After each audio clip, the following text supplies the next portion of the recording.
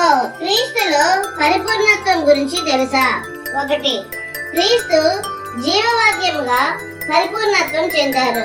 జీవవాక్యం గురించినది ఆది నుండి ఏది ఉండునో, ఏది వింటుమో, కనులారా ఏది చూచితమో అది మీకు తెలియజేయుచున్నాను.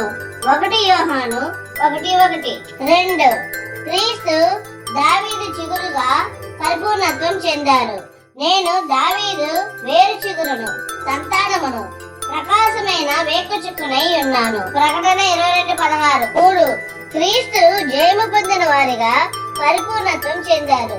దావీదుకు చిగురైన యూదా గోత్రపు సింహము 7 ముద్రలను తీసి ఆ గ్రంథము విప్పుటకై జయము పొందేనని నాతో చెప్పాను.